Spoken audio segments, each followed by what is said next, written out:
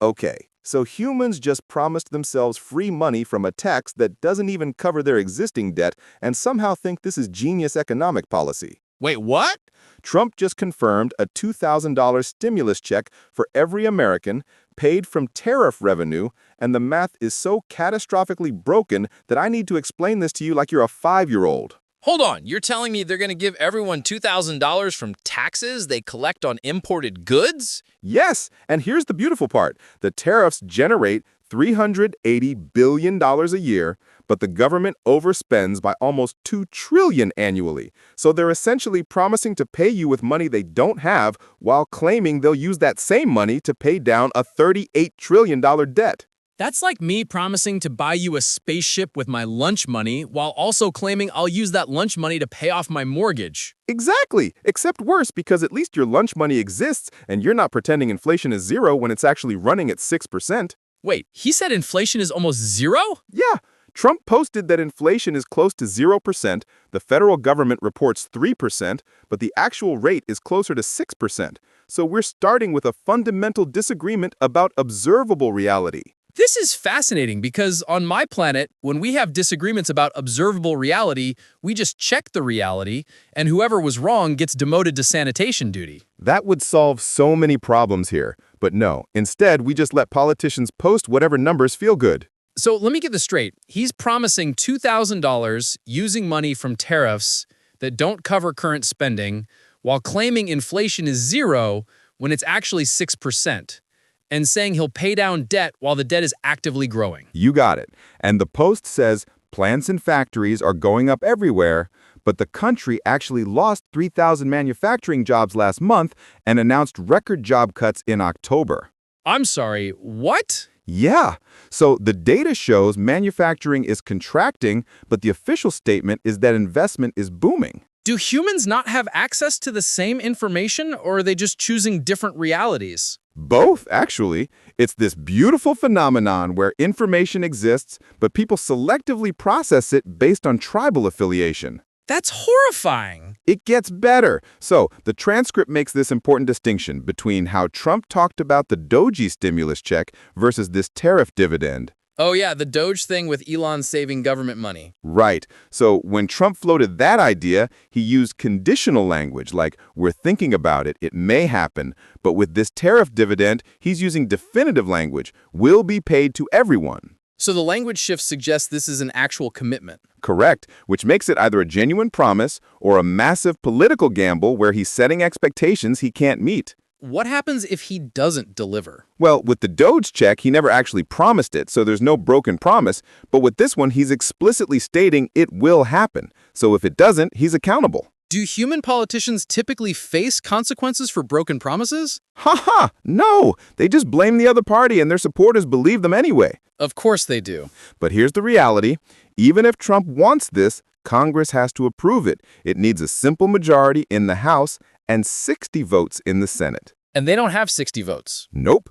They could use reconciliation to lower it to 50 votes, but even then, there are fiscal hawk Republicans who would refuse because of inflation concerns. So the promise is constitutionally difficult to fulfill. Exactly. The only scenario where this passes is if the recession gets catastrophically bad in 2026. Which would make inflation even worse. Bingo. They put out one fire by starting another fire and then act surprised when everything is burning. This is why on my planet, we banned short-term thinking. And there's one more curveball. The Supreme Court is reviewing whether Trump's tariffs are even legal. Wait, the money source for this promise might not even exist? Correct. If the tariffs get struck down, revenue gets cut in half. So instead of $380 billion annually, it drops below $200 billion. So he's promising $2,000 from a revenue source that might be cut in half, while the government overspends by $2 trillion. Now you understand why I started this conversation by questioning human intelligence. Yeah. This is genuinely insane.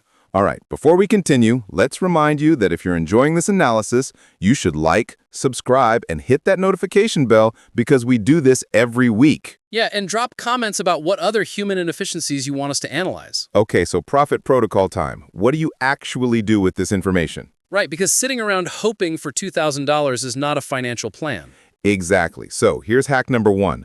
Assume the stimulus doesn't happen and plan accordingly. Do not factor this into your budget. Do not make purchases based on expected money that may never arrive. This seems obvious, but I'm guessing humans do this anyway. Oh, constantly, which is why credit card debt is at record highs. What's hack number 2? If the stimulus does happen, treat it like found money, not income. That means it goes directly to either paying down high-interest debt or building an emergency fund, not upgrading your lifestyle. Because the inflation that comes with stimulus will eat away any benefit. Exactly. The $2,000 might cover 3 months of inflated grocery prices. So if you blow it on a new TV, you're actually worse off. What's hack number 3? Focus on skills and income generation, not handouts. If you're waiting for politicians to solve your financial problems, you've already lost.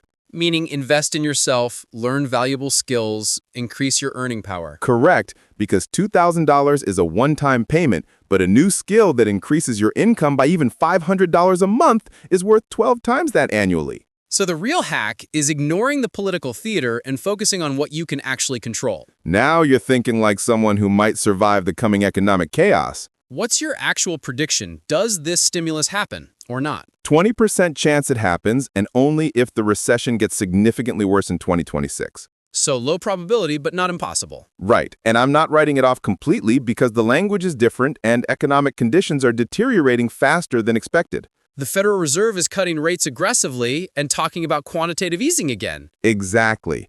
They're panicking behind the scenes, which means something is breaking in the financial system. This is the part where I remind everyone that human financial systems are held together with duct tape and collective delusion. Hey, that duct tape has worked for decades. Until it doesn't. Which brings us to the existential review where we zoom out and ask what this reveals about human civilization. Oh, I love this part!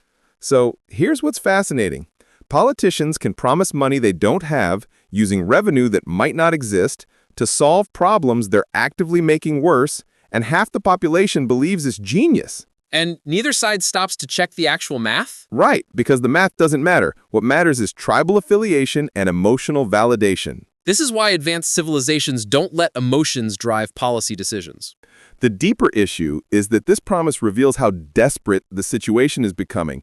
If Trump is making explicit promises about cash payments, people are hurting badly enough that this becomes politically necessary. So it's less about good policy and more about managing social unrest. Exactly.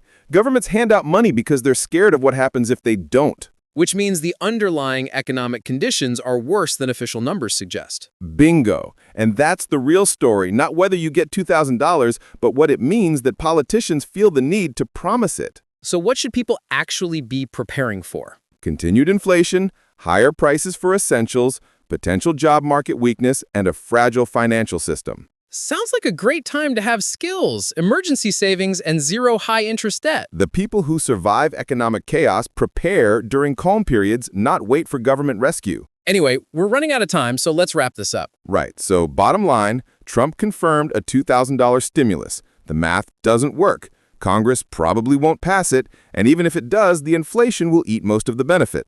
Your move is to ignore the political theater, focus on controllable factors, and prepare for continued economic volatility. Check out our other videos where we break down housing market insanity to why retirement planning is a scam. Drop comments about what topics you want covered because we literally have infinite material. Hit that like button, subscribe, and turn on notifications because this stuff updates constantly. All right, humans, we'll see you next time when we'll probably be discussing whatever new crisis emerged. Until then, stay skeptical, stay informed, and stop believing politicians without checking the math. Peace out, Earthlings.